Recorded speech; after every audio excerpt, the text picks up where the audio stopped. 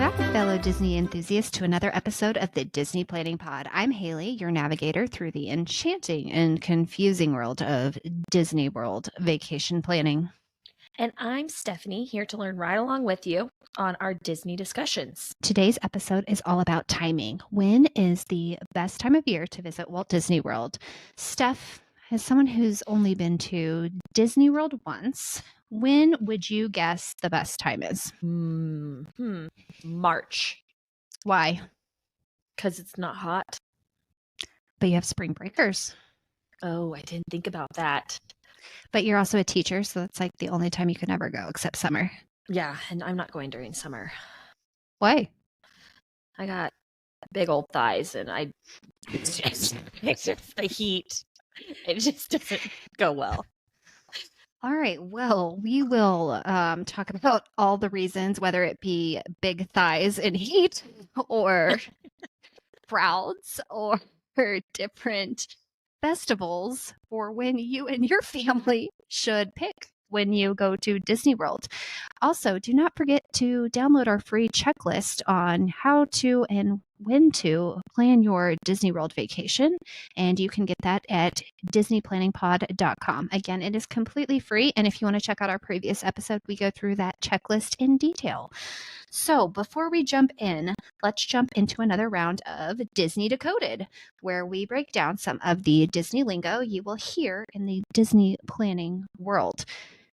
Did you know there was a Disney planning world? No, I did not until you asked me to be on this podcast.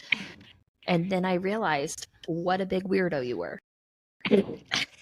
And by big weirdo, listener, she does not mean you, who is currently listening to a Disney planning podcast. She means those other people that listen to Disney planning podcasts and love all things Disney. So please don't be offended to all 12 of our listeners out there. So, anywho, today we're going to talk about Genie Plus. So, Steph, what do you think about, and I guess we talked about this last time, what do you think about when you hear the term Genie Plus? Well, Haley, before I would think that it had to do with Aladdin, but the bigger, obviously, Genie, if it's going to be a plus. Or I Dream of Genie, which is a show. A plus-sized genie? Haley, we're in the year 2024. There can be plus-sized genies now. I agree. That is not what it is, but good guess, I suppose. Genie Plus is a paid skip the line service that allows you to skip long standby queues at rides and attractions. Now, Genie Plus price can vary depending on the day and how busy the day is, but you purchase the day of your park day and your park ticket through the My Disney Experience app, and it allows you to pick different rides to skip the lines. Now, you look pained, Stephanie, at the thought of Genie Plus. Just when you were trying to explain it at our last podcast, it sounded really complicated and kind of like pure chaos. It can be very complicated, which is why we will dedicate a whole podcast episode on how to use it and which Genie Plus lightning lanes you should book first and why, because there's only so many lightning lanes that you can book for each attraction in a day. So it can get kind of competitive. So if you really want a specific ride for a lightning lane, there is some strategy in booking them. So again, we'll have a whole episode on this in the future. But if you see people talking about Genie Plus in the Disney planning world, message boards, Facebook groups, this is what they're talking about. They are talking about the service that allows you to book lightning lanes and skip the rides. So me personally, I love it. I love using it. It saves my family so much time. But I am also, again, as Stephanie would so lovingly call me, a big Disney weirdo. And I research the strategy. And so it can be a little for the weird passion for planning Disney. So for a good breakdown, I'll add a link in the show notes from touringplans.com that breaks it down even further. But just know there is a way that you can actually pay to skip the lines. Can it be expensive? Yes. Is it worth it? debatable on certain days. I always buy it because I hate waiting in lines, but it might not be right for your family. And again, we'll go over this all in another episode, but just know that it is available. And so if people talk about it, you will know what they're talking about now. So would you pay to skip the line stuff? Oh, 100%. I hate lines. Yeah. And especially when we talk about some of the other things later in this episode that you take into consideration when planning a Disney trip during certain times of year, you would definitely love it in the heat. Oh, I hate being hot. So I would pay for that. I would rather drive to Disney World and save money if I could pay for a Genie Plus or a plus size Genie. You heard it here, folks. You heard it here, folks. Stephanie would drive over 24 hours if that meant she could afford the plus size Genie to skip the lines. For real. All right. Moving on to the main event of this episode is when should you visit Disney World? So Disney World is a year-round destination, but depending on what you're looking for, sometimes of the year may be better than others for your family. So let's start with just a few of the things you might take into consideration. Crowds. Generally, the parks are busiest during holidays, summer vacation, spring break. So if you prefer lighter crowds, consider visiting January, early February, late April, or early September. So what did we discover that you were like so impressed with during last episode with crowds? Oh, the crowd thingy. I don't remember what it was called, but The it shows crowd. you. Yes, crowd calendar.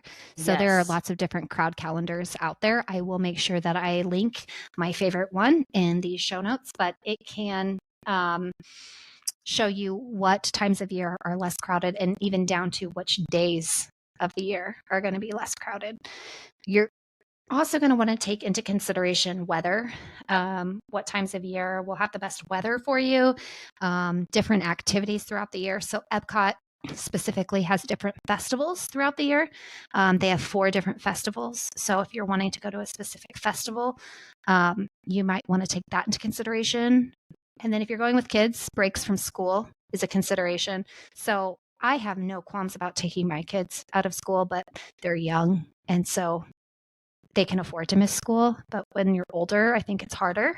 And then Steph is a teacher, so we know how much they get as far as vacation days during the school year to go. So many. So like Steph would have to go obviously during Christmas break, spring break, summer. So out of all those considerations we just talked about, what are the most important considerations to you, Steph, if you were going to pick time of year? Oh man, weather.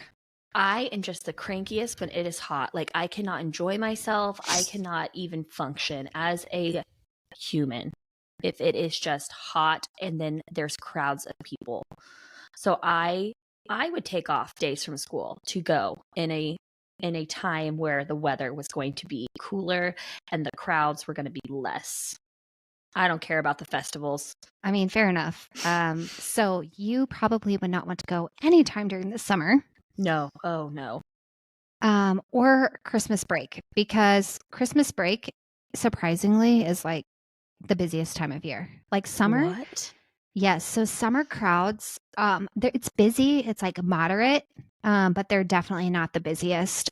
Christmas break and Thanksgiving, like right around Thanksgiving, are the busiest. Because if you think about it, if you're bringing your kids, they have to a lot of times follow school breaks too.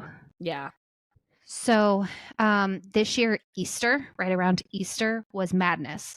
So we kind of talked about Genie Plus earlier in the episode, and I said that it was kind of based off of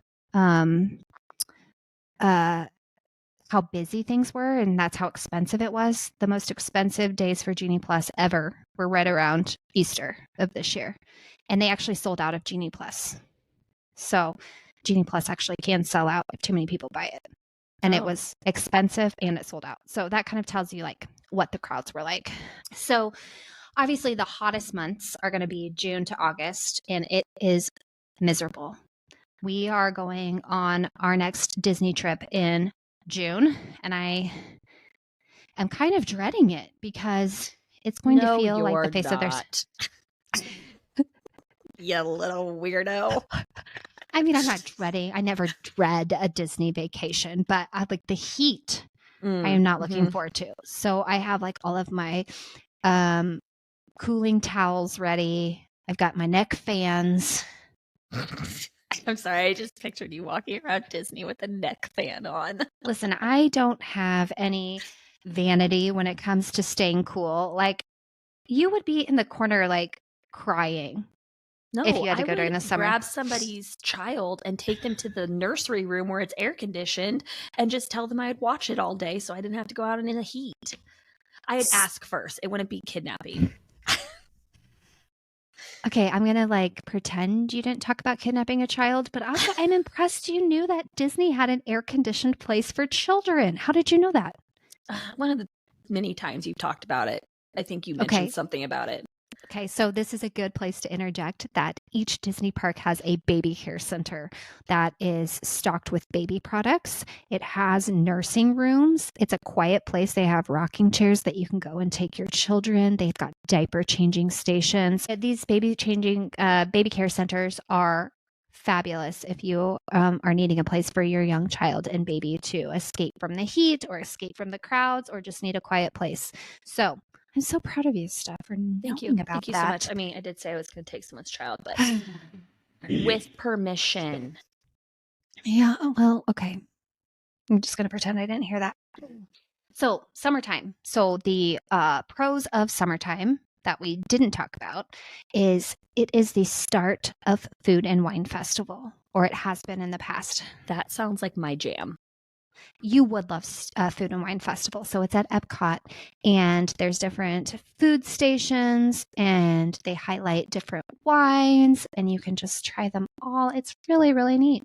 But it usually starts or has started in the past during the summertime. Well, they have to do something to get people there. Otherwise, who's going to be like, let's go in June? Like, no one's going to say that unless they had the Food and Wine Festival. Well, the Food and Wine Festival doesn't usually start until mid-July or August, and I'm going in June. So I don't. Oh, yeah. Forgot about that. That's my bad. So a lot of, like I said, crowds are usually moderate because school is out, and so people are going with their kids. Another cool thing about summertime is they usually have the H2O Glow nights at the water parks, and their water parks stay open and you get included snacks. You just pay a little extra for this extra hours event, and it's pretty cool. Also, like I said, crowds are moderate. Start a Food and Wine Festival, but it's going to be hot, so it's going to be miserable. So you're going to want to pack nice lightweight clothing. And again, we have packing lists for each season at our website, disneypod.com. So go check those out, and it can tell you what to wear and what to bring for each season. So now, fall might be a good time for you to go.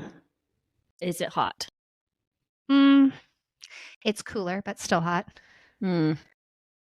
So September is going to have the lowest crowds, though, almost of the entire year. That makes it nice. Well, because your kids are like just now back in school, and like most people really don't want to like skip. Like, it's the beginning of school. We're leaving for a week to go to Disney. I'm going to say that as a teacher. I'm sure your principal going to Disney. I don't even like Disney, but I'm going to go right at the beginning of school. I'm sure your principal will also be very impressed. Also, again, fall is wonderful because low crowds, it's cooler, and Food and Wine Festival is usually still going on. So, yay, food and wine. Woo! Sorry. Also, in the fall, there's Mickey's Not So Scary Halloween Party. See, that's what took me so long to respond at first, because I was just thinking about October would be a nice month to go in. Yes, and so you can buy a ticket to an extra hours event called Mickey's Not So Scary Halloween Party, and there is... I wouldn't do that. It's not so scary. It's for children. But how do you know? I know everything about Disney. I'm just saying. So there's like an extra parade in Magic Kingdom. You can take your kids trick-or-treating throughout Magic Kingdom. And they also have meet and greets with special characters like the Hocus Pocus sisters. We know how I feel about Hocus Pocus. You don't want to meet Winifred Sanderson? No. I mean, I don't know. I like it now that I'm older, but man. Okay. If you were trying to get your husband to go to Disney World, just tell him Jack and Sally from The Nightmare Before Christmas will be there because he loves that. He does. That is his favorite. So just tell him, because can't you see Josh next to Jack Skellington? No. He would be so cute. He'd be so excited deep down internally. For context, Steph's husband doesn't get excited about too much, but he would be excited about Jack and Sally. He does. He does love The Nightmare Before Christmas. It's his favorite movie. So he might want to go in the fall. Let's see. Let's ask him. Okay, I'll ask him and I will report back. Okay. So there also, obviously, as you can go in the winter, we kind of talked that the crowds around Thanksgiving and Christmas are really high, almost some of the highest crowds throughout the entire year. But the weather is usually really nice. It can even get a little cold. So sometimes you might actually have to take a jacket. That sounds lovely. That sounds lovely. Yes. And there also is an after-hours event in the wintertime called the Very Merry Christmas Party. I think I would go to that. That sounds cheerful and happy. It is. There's even snow, or is it Snope? So it's like half soap. They make it look like snow. Snow. There's Snope on Main Street. And during the after-hours event, you get free milk and cookies. And Snope. And Snope. Who doesn't want Snope? And a Christmas fireworks show. And you can meet Belle in her winter attire. You know, when Belle and the Beast are outside throwing snowballs at each other in the movie and she's wearing her red cloak? Yeah. You can meet her while she's wearing her red cloak. I mean, I don't know if that's a reason to go to Disney World, but you know, you can put it out there. Maybe it is for someone. I don't know. Changed my mind now, Haley. I was really down going to Disney World, but now that I get to see Belle in her red cloak. I mean, also at Epcot, you will have the Festival of the Holidays, where you can actually do a cookie stroll. So there's like 5 cookies that you can taste at the food booths. And each area in Epcot, each country will have their own version of Santa. Educational. That's nice. Yeah. I mean, it's no Belle in her red cloak, but it's still pretty cool. And then also at the end of January will be Festival of the Arts at Epcot, or FARTS, as some people calls it. Okay. Well, that's unfortunate. Festival of the Arts is my favorite festival, and it's the one my family has enjoyed the most, but it like highlights artists. And don't look at me like that. I know that I'm not an artist, but you can do cool things like paint by numbers. The kids can play with chalk. They have chalk art. They've got all kinds of really cool, colorful food booths. It's fun. Okay. I'll post pictures on the website. Like, you were getting a little snooty there. Like, it's the one my family enjoys the most because not because of art. I like art. Listen, I like art, but I'm not a connoisseur of art or an artiste. But you did just that paint by numbers behind you. You did just finish that. Oh yeah. For those that are watching on our video live stream, I did a beautiful paint by numbers that you can see in the background of some sunflowers. So, I mean, call me Picasso. Also in January, there will be the Disney Marathon. So if you're like us and are runners, I'm just kidding. We're not runners. But for those that are, they might want to do a marathon.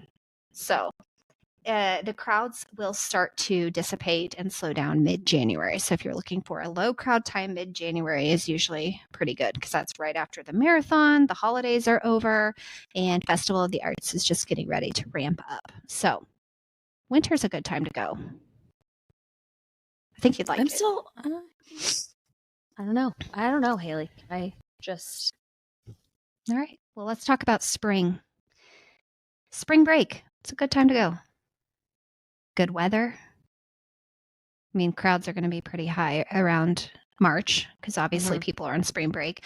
President's Day weekend is end of February, so like the very beginning of spring. I mean, that's still winter, right? Like who takes off days on President's Day to go to Disney World? A lot of people. I've been there President's weekend. It was like President's Day weekend. Oof, it was a lot of people. You would have got President's Day. I know that. Okay, continue. Yes, I did. Because I looked at a crowd calendar. Flower and Garden Festival starts in the spring, and that is my husband's favorite festival because there's beautiful garden topiaries. He is a landscaper, so he loves that stuff. So the topiaries are of like your favorite characters at Epcot. They also have different food booths that feature things from the ground. Like good stuff. You really sold that one. Things from the ground. Like vegetable forward food. It's not all vegetables, but I'm just saying like it's like a focus on fresh things. Springtime flavors, you know. Easter weekend is pretty busy, but they do have different Easter things throughout the parks and then throughout the different resorts, Easter egg hunts, Easter themed snacks and treats. So springtime, pretty cool. They have an Easter bunny? Because technically, is that a character? Easter bunny, I don't think is a Disney themed character. No. Okay. Well, I didn't think so, but you got to ask. I mean, there's bunnies in like movies like Zootopia and Thumper and Bambi. So they could probably like spin one of them. I don't think I've ever seen it, but like, wouldn't it be cool to have like Thumper taking pictures? Yeah, you're just never going to sell me on the characters thing, but go on. All right. So like, that's kind of like the breakdown of the seasons. If I had to pick, I would probably say late winter is when I've really enjoyed going the most. Again, February is a good month to go. Just don't go during President's Weekend, like I already said, if you're looking to avoid the crowds. Apparently, it's really hopping. It is busy. Listen, everyone go to the show notes and pull up the crowd calendar and look over President's Day weekend and you will see it is busy. I am not just making it up. So let's not forget the cost. So traveling during off-peak times can be easier, obviously, on your wallet, and there are better deals on hotels and sometimes even dining.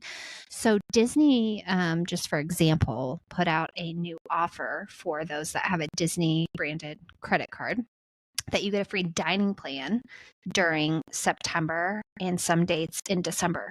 And so like they're trying to sell and get people to come. And so you can actually get some pretty good deals during off-peak. On peak, you're going to pay high prices. Peak season, again, is going to be around any school breaks and different times during the summer and especially around the holidays. So if you're looking to budget, do not go during high peak season because you will not find good deals and you will find expensive ticket prices, expensive Genie Plus prices, and expensive hotel prices. So now breaking it all down, Steph, when are you going to want to go? I'm going to choose October. Oh, I didn't see that one coming. Well, still food and wine tour, right? It will be cooler. It won't be as busy. And I'm not talking about like Halloween time. I'm talking about like beginning October. Like who's going to be at Disney World beginning of October? Probably lots of people is what you're going to tell me. But well, I mean, there's always going to be people, but it is probably a good time. Now, are you going to go to Mickey's Not So Scary Halloween Party? No, I don't have time for that. I'm going to be too busy. Doing what? You're going to be at Disney World? The food and wine. Okay, so you're just going to go, you're going to like do Epcot like most of the time there. Let's be honest. I'm not probably going to go, but if I had to, it would be October probably.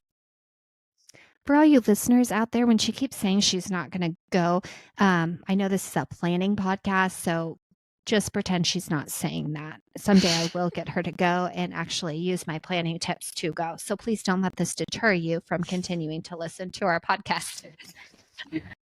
Oh, yeah. My bad. All right. Well, let's move on. So I hope that was helpful to help you pick the times. Now, again, reference back to our Disney planning checklist that will go over everything you need to know and when to check off certain things in your Disney planning adventure. And one of them is picking the time of year. So I hope that this helped you check that part off the checklist. And again, that checklist is free at disneyplanningpod.com. All right. So let's move on to the next segment, which is the Sibling Showdown. Is Disney more enjoyable for kids or for adults? I'm going to let you go first. For kids, for sure. I remember going to Disneyland one time. I went to Disney World one time and Disneyland. And the one thing that stuck with me is that when everybody went into the park, they were all happy and excited. But when everybody was leaving the park, everyone was angry and throwing fits. And I'm not even talking about the kids throwing fits. I'm talking about parents throwing fits too. It did not look enjoyable for anyone. You know why it wasn't enjoyable for those individuals, right? Because they didn't hear our podcast. Because exactly. Those people go into it without a plan. They pay a lot of money to not understand the nuances of how not to wait in long lines, of how to book dinner reservations. I mean, how annoyed would you be if you paid thousands of dollars to go to Disney World and you tried to go to a restaurant and found out you were supposed to make reservations 60 days ago? You'd probably be pretty annoyed. And your kids are going to be hungry. Yes, your kids are going to be hungry. And then you go to wait in long lines just to see people have bought access to skip the lines. Or let's say you bought Genie Plus but don't know how to utilize it or what to book first, and you get a total of 2 bookings the entire day. So again, the people that were angry probably didn't do any planning. Now, I think Disney World, obviously, is great for kids. It's a theme park around a stuffed mouse. However, as a certified Disney adult, it is pretty darn fun for adults. You've got Epcot, where a foodie like me can try a lot of different types of food from different regions of the world, accompanied by different beers, different wines from around the world. There are awesome rides. There is hotels that have awesome pools. There are lounges. We're going to do a whole episode on lounges. You don't even know. But these lounges have awesome cocktail menus and snack menus, and you can just go there and spend the afternoon. I mean, that sounds nice, but am I gonna be as happy as you were when you were talking about Belle wearing her red cardigan? First of all, it's a cloak, and I don't know. Maybe if you would just give it a chance. I don't know. I'm just saying, I do think it's enjoyable for kids, but I also think it can be just as enjoyable for adults. And I think there's nothing wrong with going and having an adult weekend at Disney World. Lots of people do it, and I would want to do it, and I'm going to do it. So that's my stance. Okay. On Sibling Showdown. Fair enough. And for our last segment of the day, it's Character Corner, where we make up scenarios about Disney characters like normal adults do. And by normal adults, just me, and I make Steph do it. So on today's Character Corner, which Disney character would make the best podcast host, and which Disney character would make the worst podcast host? And it can be any Disney character. It doesn't have to be out of the 6. It can be any Disney character. Princess, out of any movie. Oh, You know who I think would be really good? Who? Oh gosh, what's her name from Hercules? Is Hercules a Disney movie? Yes. Okay, I just didn't know. Okay, all right. Meg? Yeah, Meg would be a good podcast. She's like edgy and like comes up with cool songs. And then like I'm gonna have to go with Donald again for the worst podcast host because like you can't really understand him. He's got a speech impediment. He does, but you know, we shouldn't hold that against him. More hold the fact that he's really grumpy against him. And the speech impediment. Lots of people have speech impediments that also can host a podcast. I'm not judging. I used to have a speech impediment, okay? But not like Donald Duck, okay? People don't talk like Donald Duck. No one's going to get offended if I say speech impediment for Donald Duck. Okay, fine. What about you? Go. So I think the best podcast host would be Olaf because he's engaging, he's funny, he's got a good voice. The only thing is that he probably wouldn't be able to sit in my house and join me on a podcast because my house right now is really hot. You gave this a lot of thought, didn't you? I did. I mean, I had these questions ahead of time before you did. And I agree. Olaf would be good. Olaf would be great. And this one's going to like really break my heart because this is like my favorite Disney movie ever. But I think the worst one would probably be like Ariel. Not because she like would have a bad voice or she'd be a bad guest. Is it because she's a fish? I mean, she can't be any worse than an imaginary duck with a speech impediment. All I'm saying is that she is kind of flaky. You know, like she just doesn't show up to things. No, I don't know. She doesn't show up to things. Like the concert that King Triton put on, she was like off, like flipping her fins through the ocean, staring at Prince Eric. Like she didn't show up. Like I'd be like, "Are you ready to do the podcast?" And she'd be like, "I'm in an abandoned ship somewhere, getting a fork and a pipe. I can't come." I have no words. No words. Ariel, because she's flaky. She is. Not that that's because she's a fish, but because... Oh, God. For those that can't see on film, my husband just walked through the kitchen in the background and startled Stephanie. So we're at my house. So just that's why she screamed. Anywho, that's a wrap on today's episode. So we hope that you enjoyed it. We'll be sure that we continue into the next episode where we dive deeper into Magic Kingdom, the main park, and help you out planning your day at Magic Kingdom. So make sure that you subscribe.